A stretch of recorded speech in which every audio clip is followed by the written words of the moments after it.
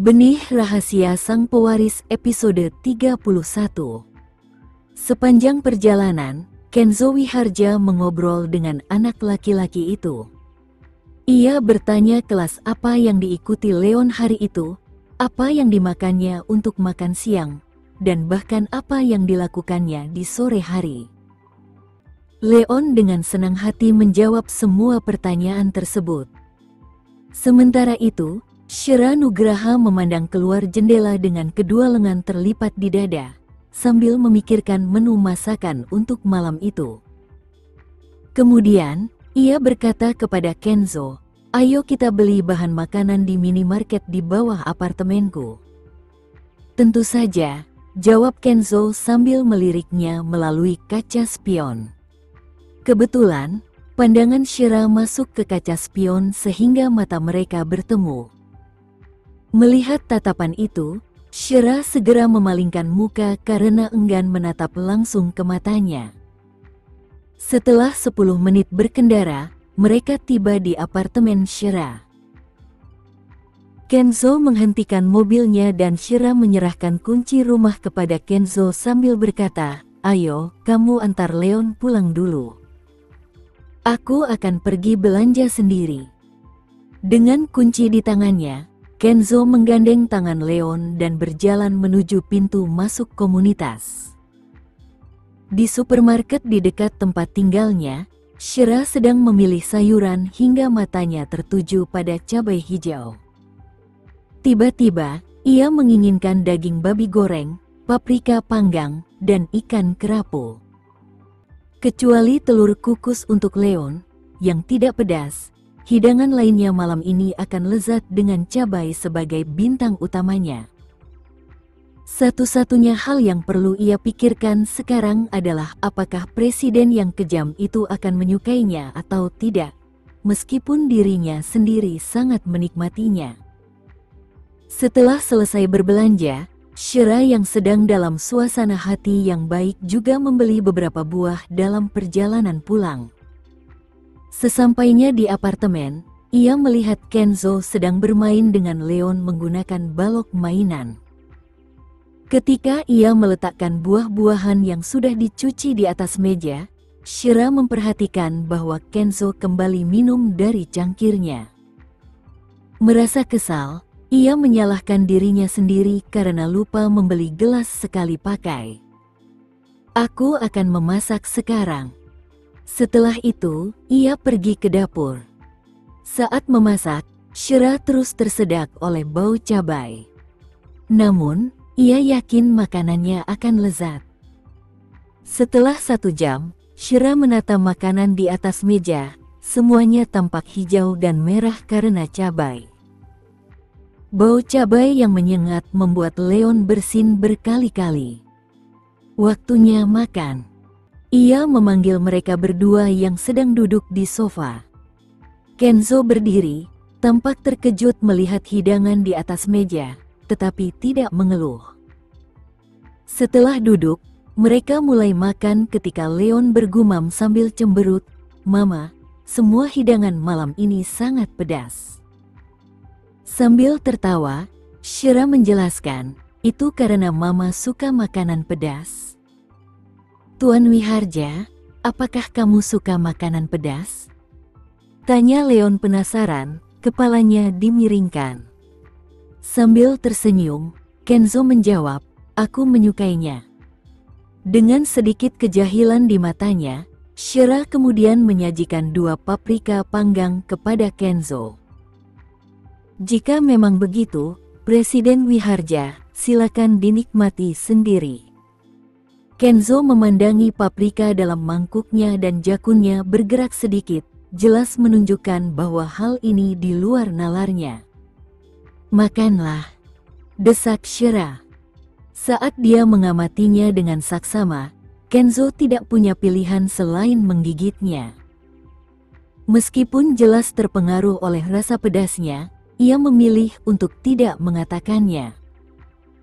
Dalam sekejap, Shira telah menaruh sepotong besar ikan ke piringnya dan bergumam, "Ayo, Presiden Wiharja. Ini ikan bas laut yang pedas." Enak sekali, loh. Mengetahui bahwa Shira menyimpan niat jahat dan ingin mencelakannya, Kenzo tidak menolaknya. Sebaliknya, ia dengan sungguh-sungguh menyantap makanan yang ditawarkan Shira. Sementara itu, Shira yang menyukai makanan pedas jelas menikmati hidangannya. Ada sedikit rona merah di wajah Kenzo yang agak tidak biasa, dan dia tampak seperti baru saja minum. Lapisan tipis keringat yang terkumpul di dahinya jelas disebabkan oleh rasa pedas makanannya. Malam itu, mungkin karena pedasnya makanan, Kenzo menyantap 2 porsi telur kukus. Setelah Shira membersihkan meja, Leon pergi menyelesaikan pekerjaan rumahnya. Setelah selesai mencuci piring, ia disambut oleh pemandangan Kenzo yang sedang menenggak air dari cangkirnya, jelas masih terguncang oleh efek rempah-rempah. Hari sudah mulai malam, sebaiknya kau pergi sekarang, kata Shira kepada lelaki yang sedang duduk di sofa. Kenzo hanya menatapnya sebagai jawaban sambil berkata dengan nada rendah, "Kemarilah." Sambil berkedip, ia bertanya, "Ada apa?" Sambil mengangkat teleponnya, ia menyerahkannya padanya. "Lihat sendiri." Penasaran, Shira menghampiri dan mengambil ponselnya untuk melihat rekaman dari kamera pengawas, karena suara Nindya terdengar jelas dari pengeras suara. "Kenzo, kurasa ada sesuatu yang masuk ke mataku. Bisakah kamu memeriksanya?" "Sakit." Saat menonton video tersebut, Shira melihat Nindya memejamkan matanya, sementara Kenzo mencondongkan tubuhnya ke depan untuk memeriksa matanya. Ini adalah adegan yang disaksikan Shira secara langsung. Hanya saja dia melewatkan kata-kata Nindya. Jadi, sebenarnya pria ini hanya membantunya untuk memeriksa apakah ada sesuatu yang masuk ke matanya. "Mengapa matanya terasa sakit saat aku membuka pintu? Juga, mengapa Kenzo memanggilku ke kantornya saat Nindya sudah ada di sana? Bukankah tadi sore kamu sudah mengirim seseorang untuk memanggilku ke kantormu?" Shira bertanya kepada pria di sofa. Sambil mengerutkan kening, Kenzo menjawab, "Tidak." Seketika, ia teringat bahwa Vina yang datang untuk menyampaikan pesan itu. Namun, dari mana ia mendapatkan perintah itu? Jelas, ini direncanakan agar situasi itu tampak seperti suatu kebetulan. Sambil menyeringai dalam hati, Shira sudah tahu bahwa ini adalah salah satu rencana Nindya yang lain. Masih duduk di sofa, Kenzo bertanya dengan suara rendahnya yang menggoda, "Apakah kamu masih membutuhkan aku untuk menjelaskan semuanya kepadamu lagi?" Sambil mengembalikan ponselnya, Shira menyadari bahwa kulitnya yang pucat memerah secara tidak wajar. Ditambah dengan dahi yang dipenuhi keringat, Kenzo yang biasanya tampak tegas kini terlihat agak lemah di bawah cahaya. Apa kamu baik-baik saja?" Shira bertanya dengan rasa bersalah. "Jangan bilang itu karena makanan pedas malam ini. Perutku sakit." Sambil menutupi perutnya dengan tangan yang besar, ia menambahkan dengan susah payah, "Tidak apa-apa. Masih bisa ditahan." Shira yang ketakutan berlutut di samping pria itu dengan panik sambil bertanya dengan tergesa-gesa, "Apakah sakit sekali? Apakah kamu ingin pergi ke rumah sakit? Jika kamu punya masalah perut, mengapa kamu makan semua makanan pedas tadi? Kamu seharusnya memberitahuku saja. Mengapa kamu begitu bodoh?" Shira panik dan tidak bisa lagi berpikir jernih, menyalahkan dirinya sendiri karena tidak menyuarakan fakta ini. Melihatnya dalam keadaan seperti itu, Kenzo terkekeh setelah mengagumi pemandangan di depannya beberapa saat. "Jika aku tidak memakan semua itu, bagaimana kamu akan memaafkanku?" Merasa dadanya sesak, Shira tahu bahwa memang itu salahnya karena dia sengaja membuat semua makanan pedas itu. Lalu apa yang harus kita lakukan sekarang? Haruskah kita pergi ke rumah sakit? Dia menatapnya dengan rasa bersalah. Tidak perlu. Ada apotek di pintu masuk komunitas, jadi ambilkan saja sekotak obat perut dari sana. Setelah mengatakan itu, Kenzo menyerahkan cangkir kosong itu kepadanya. Dan aku harus merepotkanmu untuk mengambilkan secangkir air hangat lagi. Setelah mengisi ulang cangkir dengan air hangat dan memberikannya kepadanya, Shira kemudian bergegas keluar sambil membawa tas dan kuncinya. Di dalam lift, dia sangat menyesali perbuatannya. Aku seharusnya tidak mengerjainya seperti ini. Bagaimana aku bisa tahu kalau perutnya lemah? Kalau dipikir-pikir, seorang pekerja keras sepertinya yang mengalami masalah perut bukanlah hal yang aneh. Namun, hal itu tidak terlihat karena ia menjaga tubuhnya setiap hari. Karena makanan yang pedas malam ini dan banyaknya makanan yang diberikan, sakit perutnya pun muncul. Ayo kita cari obatnya secepatnya. Kalau memang tidak mempan, aku bisa minta Firdaus datang dan membawanya ke rumah sakit. Maka, Shira bergegas pulang setelah membeli obat. Namun, saat membuka pintu, ia melihat Kenzo memegangi perutnya. Ia tampak seperti sedang menderita saat itu. Aku sudah membeli obat untukmu. Ini, minumlah 2. Setelah itu, dia melihat bahwa instruksinya sebenarnya adalah minum 3 pil, jadi dia mengeluarkan 3 pil sebelum memberikannya kepada Kenzo. Minumlah dulu.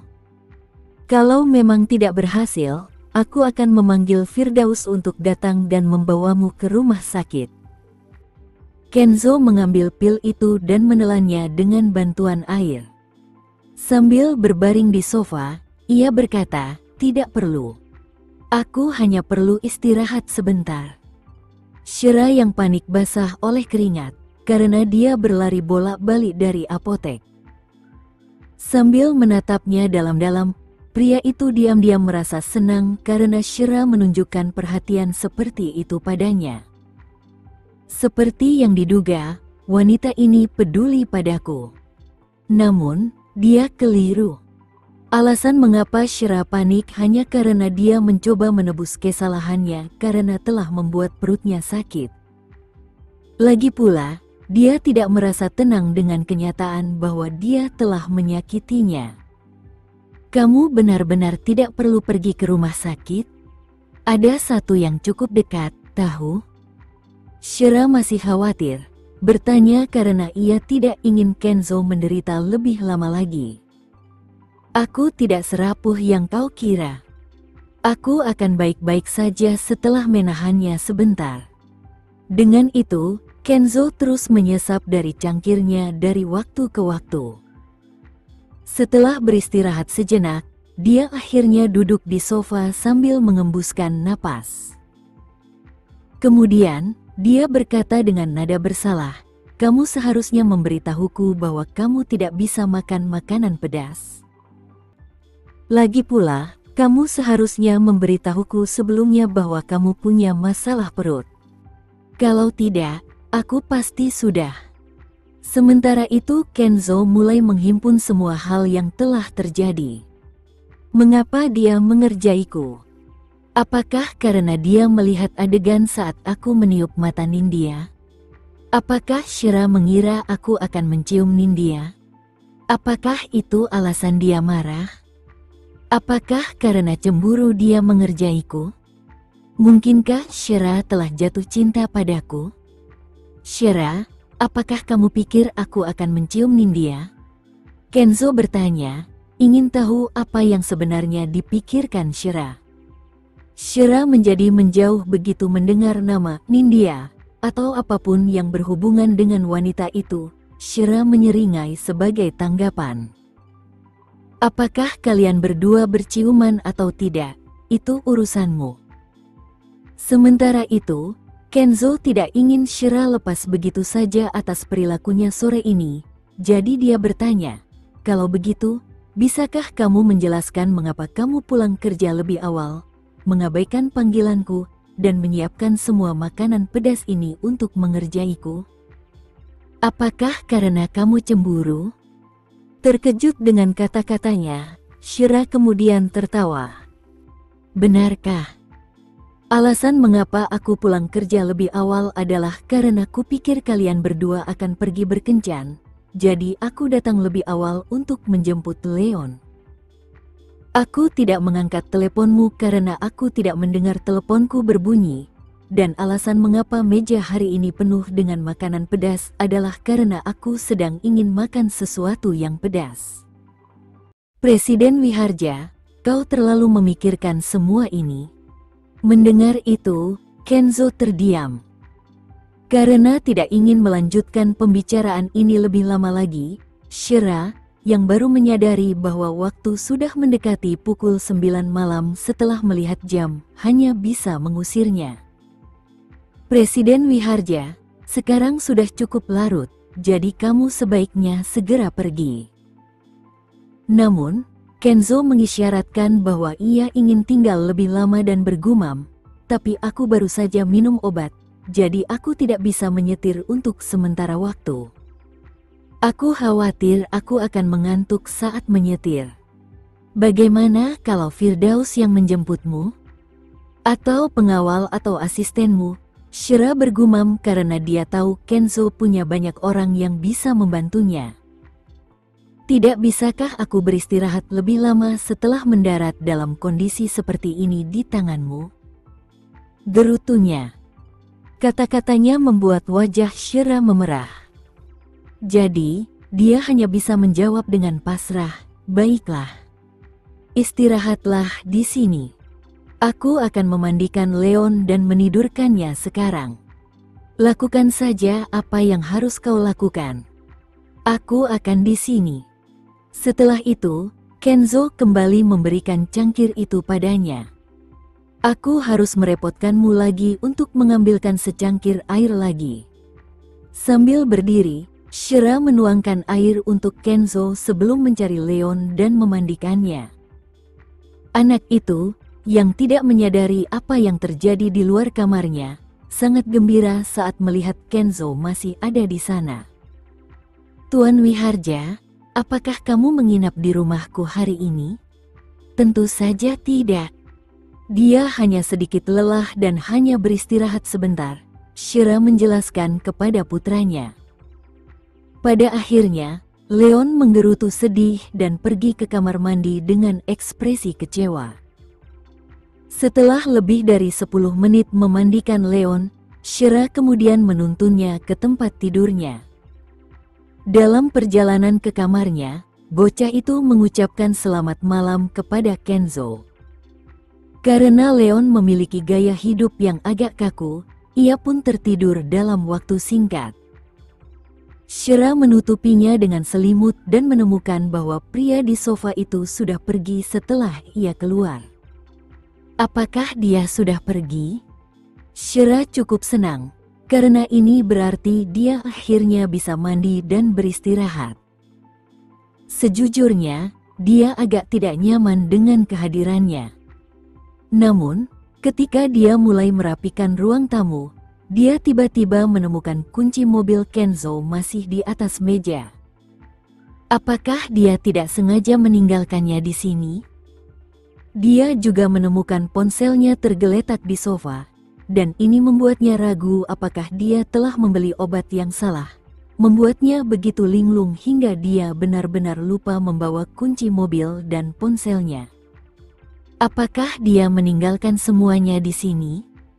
Dengan tergesa-gesa, Shira melihat kotak itu dan menyadari bahwa itu memang obat untuk sakit perut. Saat itu, sebuah pikiran terlintas di benaknya. Menatap pintu kamarnya, dia segera berdiri dan memasuki kamarnya. Pemandangan yang menyambutnya membuat pikirannya melayang. Di sana, dia melihat Kenzo berbaring miring di tempat tidurnya, tertidur lelap. Saat berjalan mendekati pria itu, Shira hanya bisa mengamatinya. Napasnya teratur dan ekspresinya tenang, menunjukkan bahwa dia benar-benar tertidur. Kenzo, bangun. Tidurlah di rumahmu sendiri. Shira mengulurkan tangannya dan mendorong lengannya. Melihatnya tidak bangun, dia dengan spontan mengulurkan 2 jari untuk memeriksa napasnya. Napasnya sangat stabil dan alami, dan ternyata dia benar-benar tertidur. Dia ingat apoteker mengatakan bahwa obat semacam ini akan membuat orang mengantuk setelah meminumnya. Apakah benar-benar efektif? Sambil mendesah, Shira bingung harus berbuat apa selanjutnya. Haruskah aku membiarkannya menggunakan tempat tidur, atau haruskah aku mengusirnya? Dia menyaksikan betapa Kenzo bertingkah karena sakit perutnya, jadi akan tampak tidak berperasaan jika dia mengusirnya sekarang.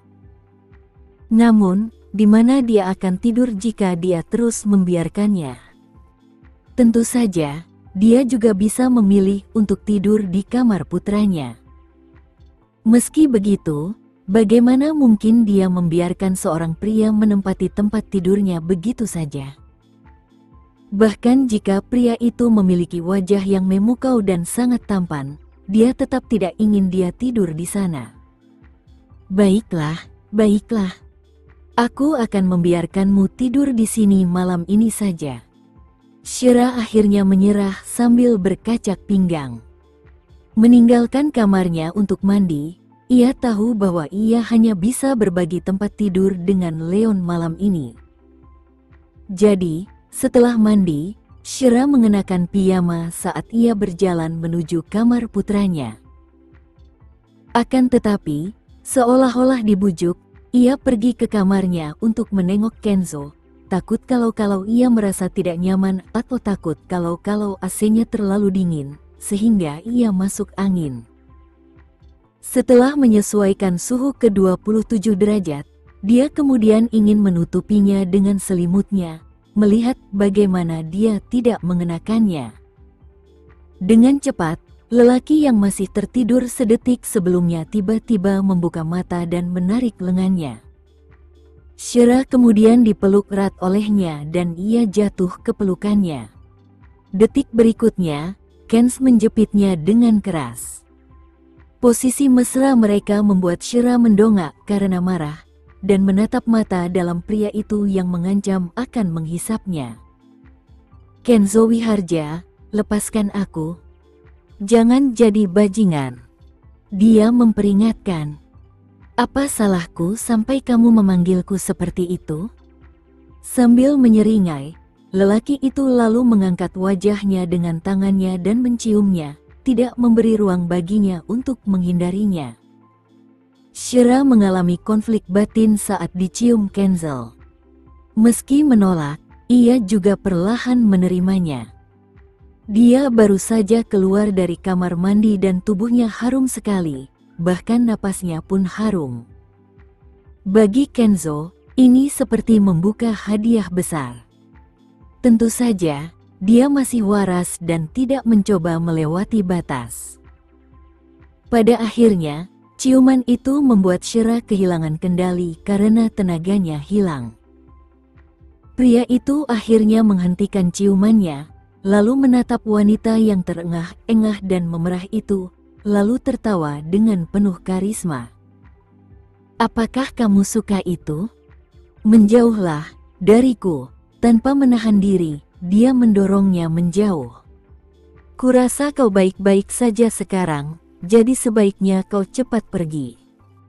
Namun, Kenzo malah terus berbaring di tempat tidur. Dengan tatapan mengantuk, ia bergumam, aku lelah sekarang. Aku tidak bisa menyetir. Berhentilah berpura-pura, Shira menegur, tidak percaya sedikit pun dengan apa yang dikatakannya. Apa kamu akan bertanggung jawab jika terjadi sesuatu padaku dalam perjalanan pulang? Kenzo tampak sangat menawan saat menatap balik ke arahnya sambil menggunakan lengannya sebagai tumpuan. Merasa napasnya tersendat, Shira segera berbalik. Aku akan mengizinkanmu menginap malam ini. Besok kau akan berangkat pagi-pagi sekali. Dengan itu, Shira segera menutup pintu dan pergi ke kamar putranya. Malam itu, dia tidak bisa tidur sekejap pun karena otaknya terus-menerus disibukkan oleh Kenzo. Ciuman itu telah mengacaukan semua pikirannya, dan tubuhnya akan merasakan sengatan listrik setiap kali dia memikirkan Kenzo selama lebih dari 2 detik. Pikirannya sejak 5 tahun lalu untuk menjauhi laki-laki tampaknya telah kehilangan efektivitasnya saat berhadapan dengannya. Apa yang terjadi? Shira baru tertidur setelah hari sudah sangat larut. Saat ia masih agak tidak sadarkan diri, ia samar-samar mendengar suara putranya yang bersemangat. "Tuan Wiharja, kamu benar-benar menginap?" Mendengar hal itu, Shira langsung membuka matanya dan membuka selimutnya. Saat membuka pintu, dia melihat Leon sudah berpakaian untuk sekolah, sementara Kenzo duduk di sebelahnya, mengemasi tas anak laki-laki itu. "Apakah kamu akan mengantar Leon ke sekolah?" tanya Shira, tatapannya masih mengantuk. Sambil mengangkat kepalanya, Kenzo merasakan ada sesuatu yang menarik hatinya ketika dia bergumam, "Apakah kamu tidak tidur tadi malam?" "Tidak. Aku tidur sangat nyenyak tadi malam." Shira menjawab dengan tegas, tetapi matanya yang bengkak menceritakan kisah lain. "Tidurlah lagi. Aku akan mengantar Leon ke sekolah." Saat itu, Kenzo sudah selesai bersiap dan siap mengantar anak itu ke sekolah. Mengetahui bahwa dirinya sendiri tidak tidur nyenyak, dia hanya mengangguk sebagai jawaban. "Baiklah. Maaf sudah bersusah payah untuk mengantarnya ke kelasnya." "Tidak apa-apa." Sambil menyeringai, Kenzo memegang tangan Leon. "Ayo pergi, Leon. Selamat tinggal, Mama." Leon lalu memegang tangan Kenzo dan mereka pun keluar. Mengetahui bahwa ia jarang tidur larut, Shira berpikir sejenak sebelum berpikir bahwa tempat tidurnya akan lebih nyaman. Pada akhirnya, ia kembali tidur di tempat tidurnya sendiri. Setelah mengantar Leon ke sekolah, Kenzo tidak kembali ke perusahaan. Sebaliknya, ia membeli sarapan dan kembali ke rumah Shira. Dia masih menyimpan kunci rumah yang diberikan Shira kepadanya. Sambil memegang sarapan di tangannya, Kenzo melirik ke ruang utama melalui pintu yang terbuka. Saat melihat pemilik rumah terbungkus selimut, dia tersenyum sebelum keluar. Jika Shira tahu bahwa Kenzo akan mengagumi posisi tidurnya, ia akan tidur dalam posisi yang lebih baik. Saat itu, ia tampak seperti anak kucing jinak yang sedang tidur nyenyak, dan ia akan menyesuaikan diri dengan posisi tidur yang berbeda setiap saat. Bahkan lelaki itu sendiri tidak menyadari bahwa tatapannya kepadanya sangat lembut, dan ada nostalgia di matanya saat dia menatapnya. Sementara itu, wanita yang sedang tidur itu berbaring di tempat tidur dengan seluruh anggota tubuhnya terentang. Matahari bersinar di wajahnya, memperlihatkan kulitnya yang sempurna dan bibir merahnya, dan itu membuatnya tampak sangat menggoda. Hal ini membuat Kenzo ingin menggigitnya karena dia ingin tahu seperti apa rasanya. Saat ini, Shira mengenakan piyama berpotongan rendah dan tulang selangkanya terekspos, membuat pria itu menelan ludah tanpa sadar saat jakunnya terayun-ayun. Meskipun Kenzo selalu tenang dan kalem, ia hancur di hadapan wanita itu. Wanita itu selalu punya cara untuk membuat hatinya kacau. Pada akhirnya, dia memutuskan untuk tidak memandangnya saja, karena dia sangat yakin bahwa cepat atau lambat dia akan menjadi miliknya. Dengan pikiran itu, Kenz berdiri dan pergi. Jam biologis Shira selalu membangunkannya karena ia tidak punya kebiasaan bangun siang. Namun, suara klakson mobil di luarlah yang benar-benar membuatnya merasa terjaga pada akhirnya. Saat membuka matanya, dia melamun sebentar sebelum turun dari tempat tidur. Perlahan, dia mencuci muka dan menggosok giginya. Saat keluar dari kamarnya untuk mengambil segelas air, dia ketakutan setengah mati oleh pria yang duduk di sofanya. "Kamu?" Shira menatapnya dengan mata terbelalak. Sedikit amarah terlihat di tatapannya saat dia bertanya, "Mengapa kamu pulang?" "Aku membawakan sarapan untukmu," jawab Kenzo sambil mengangkat alisnya. Ketika menoleh ke arah pintu kamarnya, dia mendapati pintunya terbuka lebar. Jadi, apakah dia dalam posisi yang memungkinkan pria itu untuk mengintipnya kapan saja dia mau? Apakah dia benar-benar memperhatikan caraku tidur? Namun, Shira sudah tahu jawaban untuk pertanyaan yang jelas ini. Jelaslah bahwa Kenzo telah melakukannya. Apakah aku meneteskan air liur saat tidur? Apakah aku tidur dalam posisi yang tidak tahu malu? Apakah aku berbicara sambil tidur? Entah mengapa, Shira mulai tersipu. Sambil menunduk, ia merasa lega karena masih mengenakan piyama biasa. Sambil terbatuk pelan, ia berkata, "Kau boleh pergi sekarang. Aku akan menunggumu selesai sarapan, lalu kita bisa pergi ke perusahaan bersama." "Tidak apa-apa, aku akan naik taksi saja. Kau tidak perlu menungguku."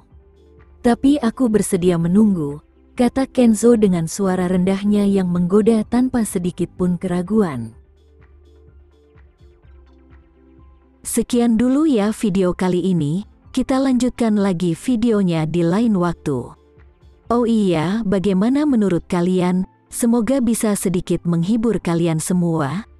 Untuk teman-teman yang baru nonton, jangan lupa subscribe ya, hehehe.